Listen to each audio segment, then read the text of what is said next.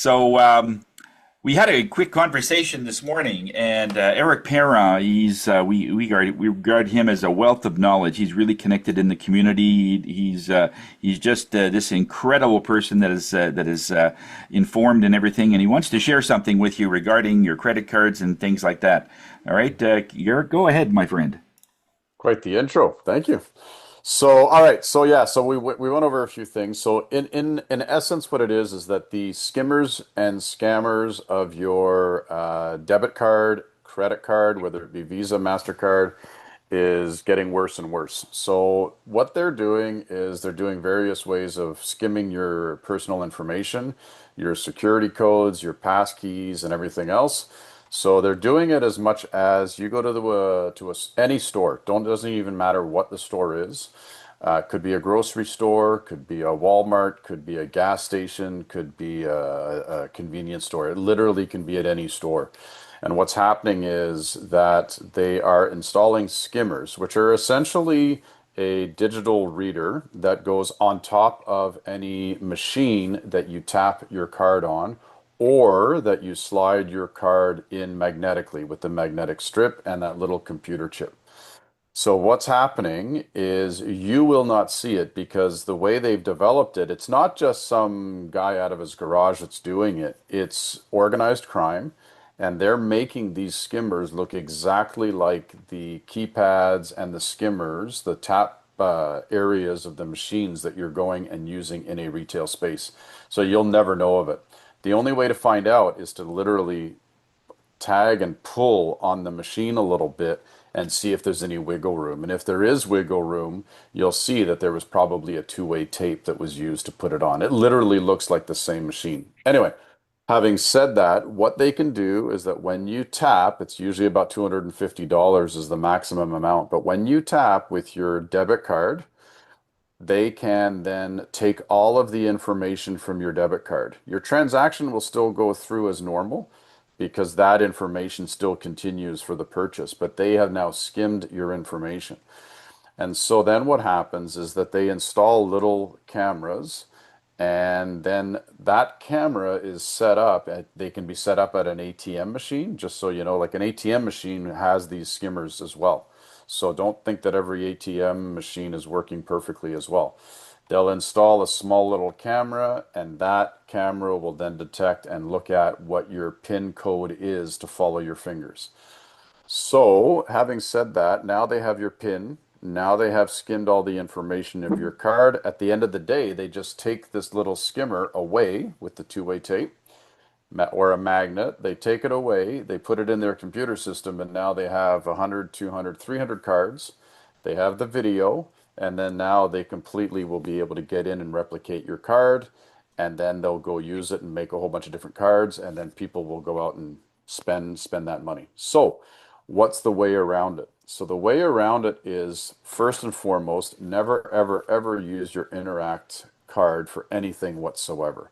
Whether it's putting it into a machine or it's tapping a machine, just try to never use it because that's the easiest way for them to get your actual cash because they can then create a false card, even a white card where nobody sees it, go to an ATM, punch in your passcode, and now they're into your accounts and they can withdraw however much money your maximum is for that day. So you got to be super careful about that. So what's the next level of defense? Now the Interact card, you can use it, go into a bank if you want, or go to your bank. Preferably, if you're an RBC client, go to an RBC ATM. That way the security is just a little bit elevated. And then you're touching the ATM. You're touching it and physically seeing, is this scanner, is there anything where I'm putting my card in movable? Is it flexible? Because if it is, then chances are it's been glued on, magnetic on, or whatever. If it's solid, then you know it's good to go and you go in and you use it. So the next thing is when you're purchasing things, if you use your Interact, there's really not much that a bank is going to do for you in terms of recouping your money if there's been money stolen off your Interact card. You're kind of on your own there. So the next line of defense for you is to use your Visa or your MasterCard. So at least if you use that and there's been a fraudulent charge of any amount, Usually the maximum that the Visa or MasterCard is going to charge you, if they're going to charge you anything at all, is $200. So Interact, you could be out thousands of dollars. With Visa, you're out $200. So your best bet is to use Visa. Now, if you tap and you use your PIN and all that kind of stuff, and it's been fraudulently used, then your maximum is still only your $200. But in order to get rid of all of that nonsense, what you want to do is you want to use either Apple Pay or you want to use Google Pay. And so, for those that don't use it, on your phones, your smartphones will all have a wallet. I use Apple, so I'll talk about Apple specifically. So, Apple Wallet has their own wallet, and it's digital. And what you do with that is that you put in your Interact card, you can put in your Visa card, and you can put in your MasterCard. Unfortunately, sometimes on some cards, they will not be allowed in the Apple Wallet. But having said that, most of them are. So then what you do is if you're going to use the tap system, is you're now within the Apple ecosystem. So now I double click my power button, my wallet pops up. I can set up a default card if I want, whether it be my Interact card, my Visa card, my MasterCard, and you can put multiple cards in the wallet. And then when I go to purchase anything, whether it's a gas station tap or a tap at Walmart or a tap at Loblaws or a tap at LCBO, wherever it is, you're tapping and you're inside using the Apple Wallet to make the Apple Pay connection.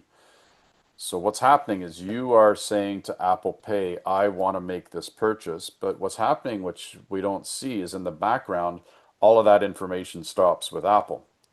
And then the vendor connects to Apple.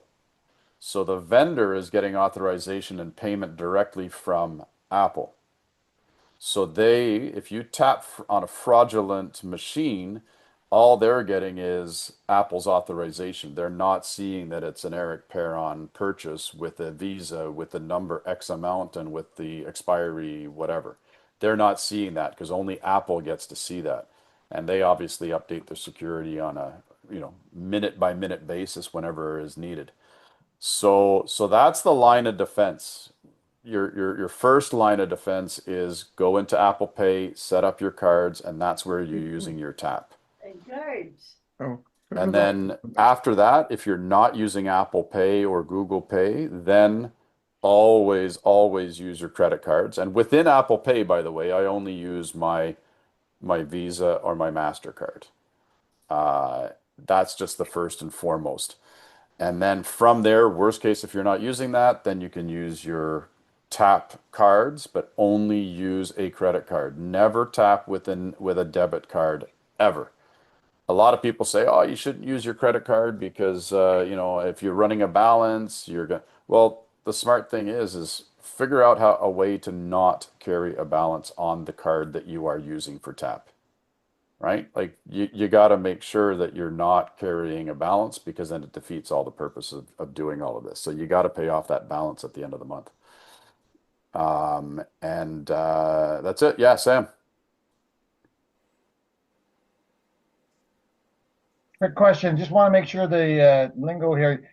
Interact card, is that the same as a debit card? Are It they the debit. same thing? Yeah, 100%. Okay. That's your debit card. Yeah, Interact is just the word that everybody uses as the connector for that card for all the systems, I guess. But it's called Interact. But yes, that is your Debit debit card, card. bank card, whatever, Yeah, right? leave your debit card in your wallet. And what you want to do, if you want to go a little bit higher in terms of, I wonder if I have it here. I don't have it here. If you want to go a little bit higher in terms of security, buy a wallet that has the RFID blocker or the RF blocker. I forget what it's called. And if it doesn't have that, it's basically like a Faraday pouch. If it doesn't have that, I ended up buying at a travel store a card, like a credit card, that blocks RFID signals. So I have that in my wallet, and that's beside my credit cards and my Interact cards. So what happened for a while, and it's still happening, is they can actually take a briefcase, a purse, or whatever, brush up against you within about a foot and they can actually register all of your cards directly onto their system in their bag. Now, they don't have your PIN number, but they have all of your credit card information. So if you have one of these, blocker wallets or blocker cards with your cards, then they cannot do that. Sam, I know you've talked about this as well. It's the same idea as, and I don't understand why more people don't do this, but the Faraday pouch is the same thing with your car keys, right? Like I bought a Faraday pouch for I think $14 on Amazon. I put my car key in it every day, like where I am right now. I'm not parking in a garage, I'm parked on the street. So at the end of the day, I put a club, the club, it's the metallic club that you put on your steering wheel. What's been happening, since we're on the thing of fraud here, what's been happening is people have been going into Honda Civics and they're stealing the airbags. So what I was doing is I was putting my bar across the top of my steering wheel so that people could easily see it. And then if they look at the car, they go, ah, it's got a club. I'm going to pass on to the next car to steal that one. But now what I'm doing is I'm putting it across the steering wheel, which covers the airbag. So now not only am I securing the potential car, but I'm securing my airbag, unless they want to cut through the steering wheel. And there's always a way of getting around it. But what's happening is on the inside of the house is my key is in a Faraday pouch so that they can't relay from the key in the house to the car, start the car with the car starter and take off. So those are all things that we really need to be cognizant about because it's happening more and more and more and more all the time. Yeah, Eric, I have a quick question. For those that have never used Google Pay or Apple Pay, how do they start this process to put the credit cards onto the Apple Pay system? Yeah, so the easiest thing to do, honestly, is to just YouTube it. Everybody has got a YouTube video on how to do it. There's a couple of really good people out there that are always showing all the update videos and everything else. It's super simple. It's just an app. I mean, your Apple phone comes with it automatically built in. So you go to the Apple Pay, you hit the plus sign at the top right. You then actually take a picture with your camera on your phone of the front of the card. It reads all of the numbers. You flip it over, it reads all the back of it all. And then I think from there it will tell you, okay, well now you need to go sign into your bank account. You go do that, and then boom, the connection is made. So for me and then what you can do, by the way, is on an Apple phone, if you have two cards, you just hard press one of the cards, and then it'll make it bigger, after a couple of seconds, and then you drag that to the front of the pile. And then when you release it, that now becomes your default card. So you can do that and set up your debit card as your default card. You can click your MasterCard and set it up as your default, or you can do your Visa card or whatever as your default. And then every time you go to purchase something, you just double click your power button, hold it to your phone, your face recognition will see it, and it knows when you double click it when your phone is off that you're trying to get to your Apple Wallet, and the first card that'll pop up is your default card. And then once it's authorized, you just then bring that to the machine, tap the machine, and off you go. So that's the easiest way of doing it. Now, when you normally have to put a four-digit PIN or tap, well, actually, with the tap, you With don't need. tap, you don't, right? Because it's Yeah, under the you're right. 250. You're right. I just answered my own question. You're right. Yeah, because when you're But it's tapping. important because even if you use your tap and now you've used your Interact card, now what you've essentially done is you've allowed somebody to get all of your Interact information. So they can then create a card which they can then tap 10 times in one day or whatever it is to your maximums. I think a lot of banks have a maximum of 2 grand for tapping. But they can do that one day, they can do that the next day, the next and the third day. So now they've tapped into $6,000, and then you go into your account to go see your balance one of those days, because who checks their balance every day? And then you're like, holy crap, where did my $6,000 go? And then you got to call the bank, and then it's fraud. Well, now we have to investigate it. Sorry that it was $6,000 of cash out of your credit card, your checking account, but the bank won't give you 6 grand overnight. they're going to have to investigate it and see and see and see, and you may actually never get that $6,000 back, just so you know.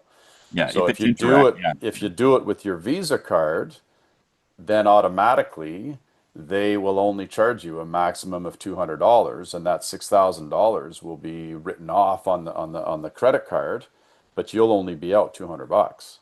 So never use your debit card for, like, you leave it at home if you can, basically, like, never use your debit card for anything ever, Yeah, you were ever. mentioning the one time with that Abagnale guy that did a lot of fraud, and that's Yeah, when so he watch said to him. have it. Yeah, so watch him. Frank Abagnale, he was the guy that the Catch Me If You Can movie was done about.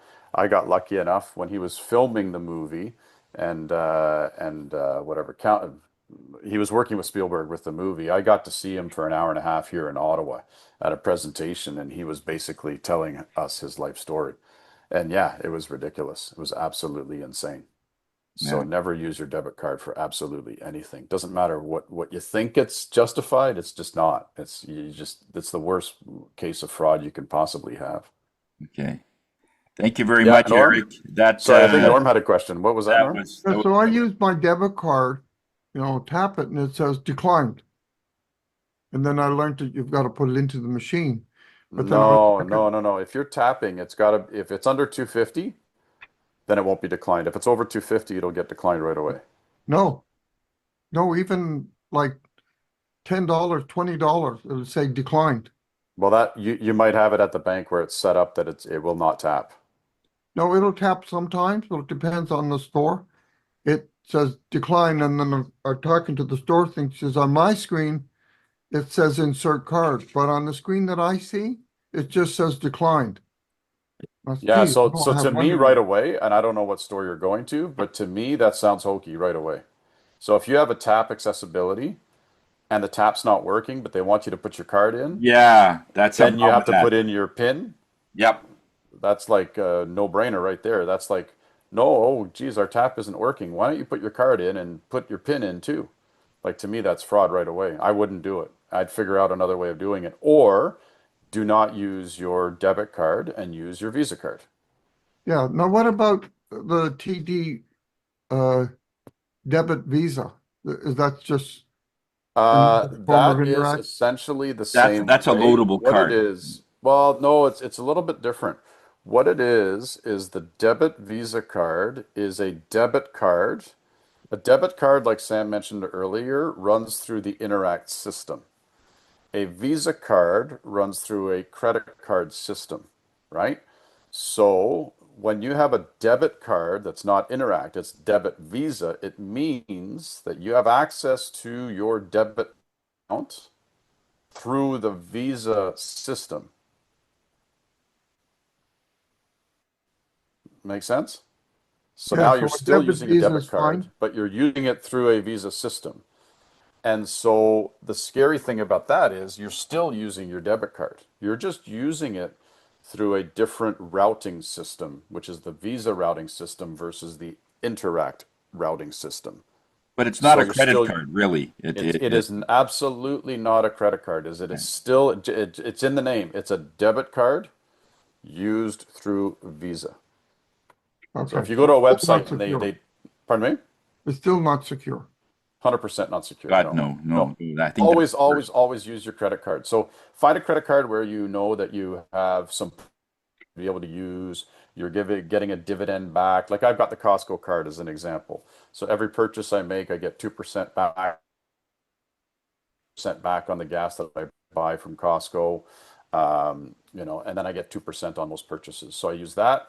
And then I also have a Visa card. I always have two cards because if one gets, and I've had with the Costco cards, which was MBNA before, now it's CIBC, they got, anyway, there's something fraudulent about it. So they just, boom, they cancel your card. I'm like, well, when am I going to get the next card? Can I, oh, it's going to be about, it'll be sent to you in the mail. It'll take about 2 weeks. God forbid you're traveling somewhere and it's like, what? So I always have two cards now. I have one Visa, one MasterCard. That way, if MasterCard is down one day and I can use a Visa. Visa is down one day, I can use a MasterCard. It just keeps things super simple. Okay.